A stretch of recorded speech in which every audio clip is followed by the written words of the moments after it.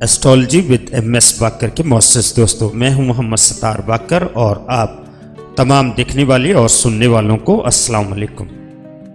आज का जो वीडियो का मौजू है बुर्ज असद का अशरा अव्वल, अशरा दो और अशरा सोम के मर्द व ख़वातीन की खुसूसियात जानेंगे। बुर्ज असद का अशरा अव्वल 26 जुलाई से 2 अगस्त तक का होता है। बुर्ज असद का अशरा दोम 3 अगस्त से 10 अगस्त तक का होता है। बुर्ज असद का अशरा सोम 11 अगस्त से 18 अगस्त तक का होता है। तो दोस्तों वीडियो को आगे बढ़ाते हैं और जानते हैं बुर्ज असद के अशरा 1, अशरा 2 और अशरा 3 में जिन ख़वातीन हज़रात की पैदाइश हुई है उनकी खुसूसियात।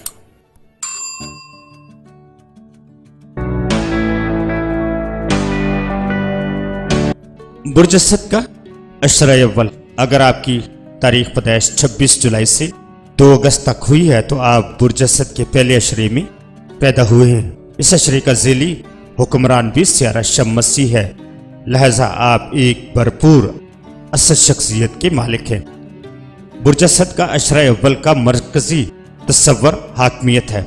इस अरसे में पैदा होने वाले साल भर के सबसे ज्यादा ताकतवर और खुद मुख्तार लोगों में शुमार किए जाते हैं। अगरचे बहुत से लोगों में कायदाना सलाहियतें होती हैं, लेकिन आम तौर से इन्हें दूसरों पर हुक्म चलाने से ज्यादा गर्ज या दिलचस्पी नहीं होती, बल्कि अपने आप को मनवाने और संजीदगी से लिए जाने से ज्यादा दिलचस्पी होती है। एक अहम बात यह है कि इनकी तवानाइयों का पेशतर अखराज बाहर से ज्यादा अंदर की तरफ होता है, यानी वो इनसे अपनी ताकत और सलाहियतों को फरोग देने का काम लेते हैं। अक्सर इनके अहदाफ जाती नौयत के होते हैं, जिनके हसूल के लिए वो नहायत बेरहमी और साबित कदमी से कोशा रहते हैं। खुद अपनी ही पिछली कामयाबियों पर सबकत ले जाना, यानी खुद अपना ही साबका रिकॉर्ड तोड़ना इनकी नुमाया खुसूसियात है।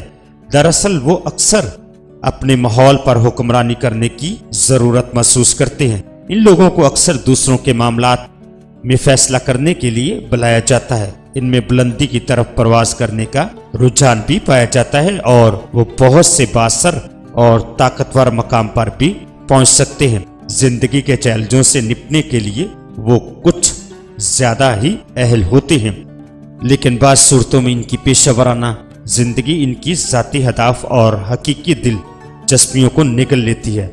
इसका नतीजा बेशक गहरी मायूसी और बेचैनी की सूरत में निकल सकता है। अशरा अव्वल में पैदा होने वाले असद अफराद अपने बच्चों के लिए लाजमन तौर पर एक हाकम या मालिक व मुख्तार का किरदार अदा करते हैं। इनका एक मसला ये भी है कि वह अपनी कामयाबियों की धुन में खुद को किसी फर्म या अदारे के लिए नागुज़ीर बना लेते हैं। इनके लिए बेहतरीन मशवरा ये है कि लोग जैसे भी हैं उन्हें उसी तरह कबूल कर लें। मस्बत भी और मनफी भी। थोड़ी सी खुशतबी आपकी अहमियत को बढ़ा सकती है। बुर्ज असद का अशरा दोम, अगर आप बुर्ज असद के ज़ेर असर 3 अगस्त से 10 अगस्त तक पैदा हुए हैं तो आपका तल्लक बुर्ज असद के दूसरे अशरे से है, जिसका ज़ेली हाकम सियारा मुश्तरी है, जो खुशकिस्मती अलहामी दानिश का सियारा कहलाता है। शम्स के साथ मुश्तरी के असरात का इम्तजाज नहायत शानदार नताइज देता है, ख़ास तौर पर मादी आसाइशों, दौलत व सरवत, सफ़र, समाजी रुतबे और हसीयत के लिए। ये अशरा नहायत साजगार है। इस अशरे का मरकजी ख्याल मतवाजन ताकत है। मुश्तरी का असर आपको मजहबी मौज़ूआत में दिलचस्पी लेने पर मजबूर करता है और आपकी जबली इस्तेदाद तकरीबन अज़ाफ़ी हिस्स की सरहद को छू सकती है, यानी आप मजहबी मामले में नहायत शिद्दत पसंद भी हो सकते हैं और कतियल तल्लक भी। इस अशरे के ज़ेर असर आप लज्जत तलब और दुनिया की उम्दा तरीन चीज़ों से रगबत रखने वाले हो सकते हैं। बैंकिंग और दीगर मालियाती अदारों से आपकी इंतज़ामी सलाहियतें इंसाफ कर सकती हैं। आप अपनी सलाहियतें और ताकत पर फ़ख्र करते हैं और आम तौर से इसको तामीरी अंदाज में इस्तेमाल करके लुत्फ़ अंदोज़ होते हैं। इसी तरह अक्सर ऐसे चैलेंजों या सरगर्मियों की तरफ खींचते हैं जो नुकसानदेह حتیٰ کہ خطرناک بھی ہو سکتی ہیں۔ آپ کو مطلوبہ ہدف سے اتنی دلچسپی نہیں ہوتی جتنی ہدف تک پہنچنے کی وجہ سے ہوتی ہے۔ آپ کوئی منصوبہ شروع کریں تو اسے مشکل سے ہی ترک کرتے ہیں۔ آپ اتنے مستقل مزاج اور برداشت کا مادہ رکھنے والے ہیں کہ کسی مشکل منصوبے میں تا دیر پھنسے رہ سکتے ہیں۔ بہرحال کبھی کبھی آپ کی ضد اور ہٹ درمی آپ کے لیے نقصان دہ بھی ہو سکتی ہے۔ آپ کو چاہیے کہ حالات میں خرابی کو جوں کا توں نہ رہنے دیں، اپنے مزاج پر قابو رکھیں۔ گرم مزاجی آپ کو غیر متوازن کر سکتی ہے، آپ کے حریف کو فائدہ پہنچا سکتی ہے۔ معاملہ فہمی کی خوبیوں کو پروان چڑھائیں۔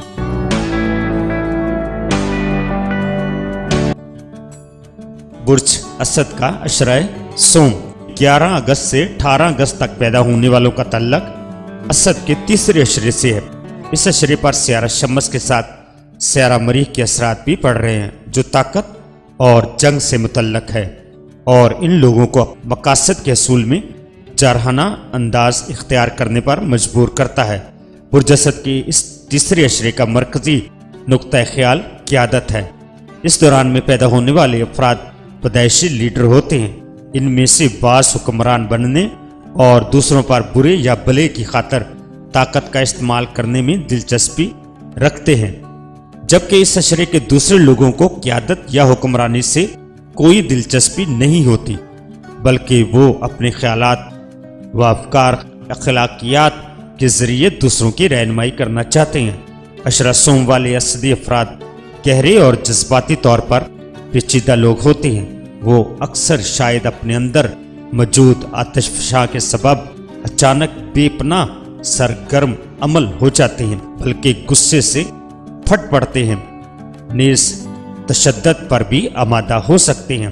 اگرچہ وہ بڑی مقناطیسی شخصیت کے حامل اور بڑے پرکش ہوتے ہیں، مگر ان کے دوستوں اور رفقائے کار کے لیے انہیں سمجھنا بہت مشکل ہوتا ہے۔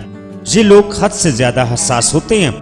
در حقیقت وہ اپنے طاقتور اساسات کے رحم و کرم پر ہوتے ہیں۔ یہ لوگ زندگی کی انتہائی دنیاوی صورتحال، روزمرہ کے معاملات میں بھی دلیری یا مہم جوئی کے ہی اہل ہوتے ہیں، لیکن بعض صورتوں میں ان کی پیشہ ورانہ زندگی ان کی ذاتی اہداف اور حقیقی دلچسپیوں کو نگل لیتی ہے۔